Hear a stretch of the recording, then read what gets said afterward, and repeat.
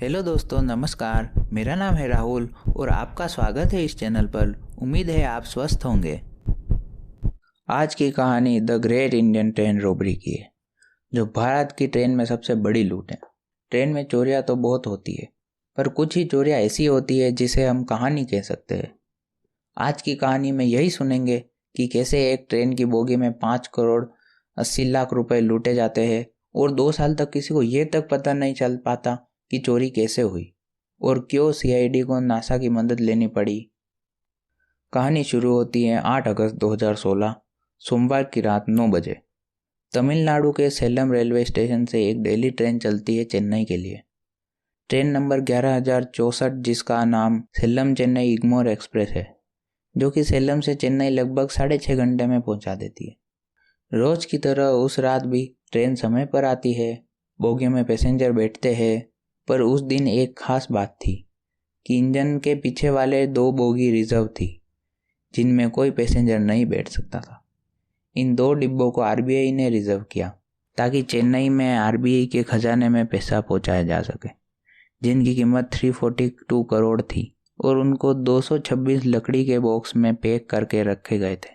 Box में पैसे 3 अलग अलग बैंकों के थे, जिनमें से एक एसबीआई, एक इंडियन बैंक और तीसरा इंडियन ओवरसीज बैंक था। इन तीनों बैंकों ने 342 करोड़ आरबीआई को दिए क्योंकि उनमें सारे 2005 के पहले के और कटे फटे नोट थे, जिनके बदले आरबीआई को नए नोट्स देने थे। इन फटे पुराने नोटों को आरबीआई के स्टैंडर्ड प्रोसेस के थ्रू डिस्ट्रॉय किया जाना था, जो कि एक नॉर्मल प्रोसेस है जो चलता रहता है पर हमें कभी पता नहीं रहता।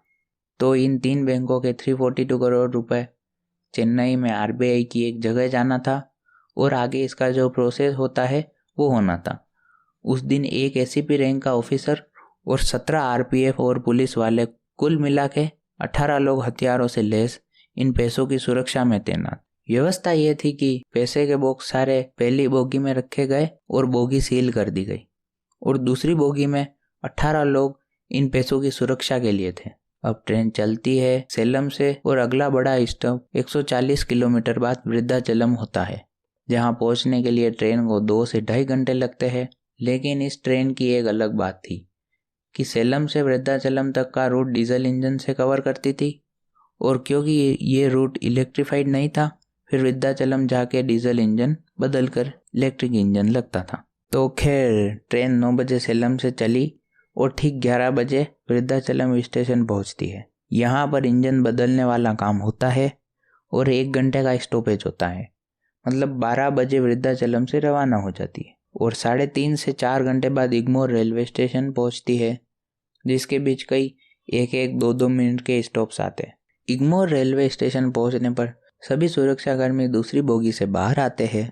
तभी एक पुलिस वाला कहता है कि अब ट्रेन को चलते बहुत देर हो गई है, तो एक बार पैसों वाली बोगी चेक कर लेते हैं। फिर वो लॉक खोलता है और जैसे ही लॉक खोलता है तो उसे बहुत ही अजीब चीज दिखाई देती। वो देखता है कि बंद पैक बोगी में रोशनी आ रही है और वो ऊपर की तरफ देखता है तो उसे एक बड़ा छेद दिखाई देता है, जिसमें से चांद और प्लेटफॉर्म पर लगी लाइटों का उजाला अंदर आता दिखाई देता है। ये नज़ारा देख वो बड़ा घबरा जाता है और फिर बाहर निकलकर अपने साथियों को बताता है और सब दौड़े दौड़े बोगी के अंदर आते हैं और देखते हैं कि पैसों के कुछ बॉक्स खुले और बिखरे हुए होते हैं। छेद इतना बड़ा था कि एक आदमी आराम से अंदर बाहर आ जा सके। बोगी की तलाशी लेने पर पाते हैं कि ज़्यादातर बॉक्स सही सलामत होते हैं, सिर्फ 4-5 बॉक्स खुले हुए होते। उन खुले बॉक्स को देखकर अंदाजा लगाया जाता है कि 5.5 से 6 करोड़ की चोरी हुई है। फिर रेलवे पुलिस और सभी को खबर की जाती है। रेलवे पुलिस के पहुंचने तक सभी ट्रेन का सीक्वेंस रिकॉल करते हैं कि सेलम से ट्रेन वृद्धाचलम रेलवे स्टेशन सब ठीक था। वहां से एग्मोर रेलवे स्टेशन के बीच तो सिर्फ 1-1, 2-2 मिनट के स्टॉप थे, तो वहां तो कुछ हो नहीं सकता। और आखिर में 2 थ्योरीज बनाई जाती है।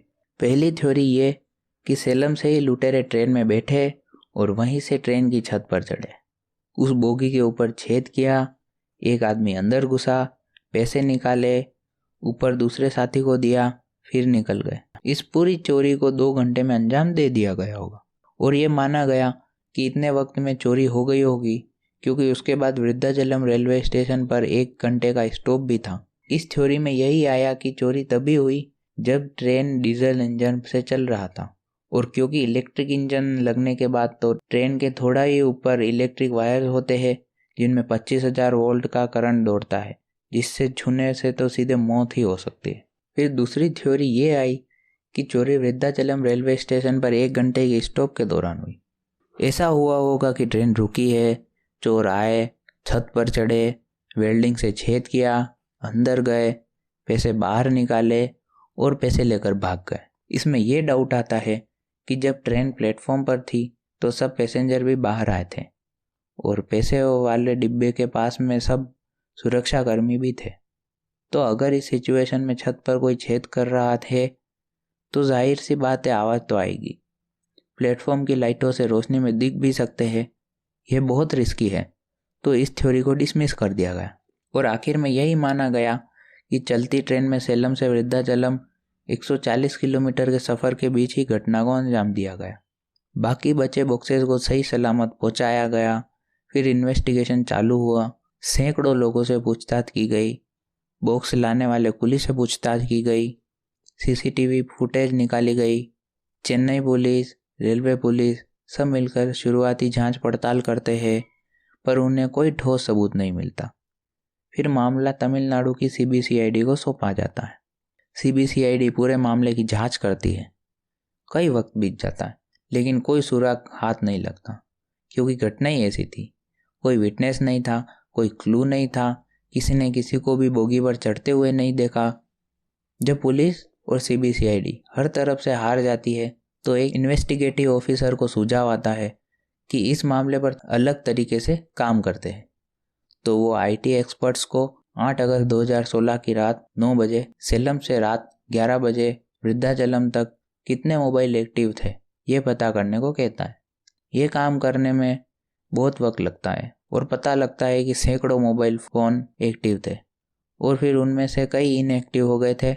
एक एक करके फ़िल्टर किया जाता है और करीब 7 से 8 मोबाइल नंबर ऐसे मिलते हैं जो तमिलनाडु के ना होकर एमपी के पाए जाते हैं। जब उनके बारे में और पता किया जाता है तो 2 बड़ी बात सामने आती है। एक ये कि सेलम से वृद्धाचलम ये मोबाइल नंबर एक्टिव थे और उसके बाद ये आगे नहीं गए, और दूसरा ये कि जब इन नंबर्स की लोकेशन निकाली गई तो ये एमपी के एक ही गुना नाम के इलाके के थे। अब इसमें यह भी डाउट था कि हो सकता है सब एक ही फैमिली के हो, दोस्त हो, रिश्तेदार हो जो साउथ के मंदिर में दर्शन करने आए हो, और पकड़े भी तो कैसे पकड़े, कोई प्रूफ ही नहीं है। लेकिन फिर भी पुलिस उस लोकेशन पर तलाश करती है। उसके साथ ही सीबीसीआईडी नासा से मदद मांगते हुए कहती है कि 8 अगस्त 2016 रात 9 बजे सेलम से 11 बजे वृद्धाचलम रेलवे स्टेशन के रूट की नासा की सैटेलाइट ने तस्वीर ली हो तो हमसे शेयर करें। तो नासा सीबीसीआईडी को उस समय की तस्वीर देती है और इन तस्वीरों की जांच करने पर 8-10 लोग सस्पेक्ट पाए जाते हैं। फिर मोबाइल फ़ोन डिटेल्स और नासा की दी हुई तस्वीरों से कुछ को पकड़ा गया। थोड़ी और मेहनत मशक्क़त के बाद कुछ और को पकड़ा जाता है और पता लगता है कि मोहन सिंह पार्डी प्लेन का मास्टरमाइंड है। फिर सभी से पूछताछ होती है, चोरी कैसे हुई, क्या कोई पुलिस वाला भी शामिल था, क्या कोई कुली भी उस प्लेन में मिला हुआ था। पूछताछ पर कहानी कुछ यूँ सामने आती है। वो 7-8 दिन से लगातार ट्रेन से सेलम से वृद्धाचलम सफ़र करते हैं तो उन्हें पता लगता है कि 8 अगस्त को पैसे ले जाए जाएंगे। फिर वो रोज़ ट्रेन की रेकी करने पर पता लगता है कि सेलम से वृद्धाचलम ट्रेन डीजल इंजन से चलती है। फिर ये ऐसा प्लान बनाते हैं कि चोरी सेलम से वृद्धाचलम के सफ़र के बीच ही पूरी हो जाए। इसके लिए 2 लोग ट्रेन के ऊपर चढ़ते हैं और 4 लोग दूसरी जगह पर खड़े होते हैं जो फेंके हुए पैसे उठा सके। तो ये चोर ट्रेन के ऊपर चढ़ते हैं, बैटरी कटर से लगभग 2 बाय 2 फुट का छेद करते हैं। एक आदमी अंदर जाता है और 4 बॉक्स तोड़ने में उसे लगभग 45 मिनट लग जाते हैं। फिर उन पैसों को दूसरे साथी को देता है और कुछ दूरी बाद उनके साथी खड़े होते हैं, उनकी तरफ पैसे फेंक दिए जाते हैं। ट्रेन जब धीरे होती है तो वो भी ट्रेन से उतरकर पैसों के साथ अपने घर रवाना हो जाते हैं। तो ऐसे भारत की सबसे बड़ी ट्रेन हाइस्ट को अंजाम दिया जाता है। चुराए हुए पैसे में से ज़्यादातर नोट्स नहीं चलती है और फिर 8 नवंबर 2016 को भारत के पीएम नरेंद्र मोदी घोषणा करते हैं कि पुराने 500 और 1000 के नोट्स बंद हो चुके हैं। तो उनके लिए अब वो पैसे कागज़ के टुकड़े के समान हो जाते हैं। फिर वो बहुत नोट्स को पानी में फेंक देते हैं और 2 करोड़ रुपए तो वो जला देते हैं।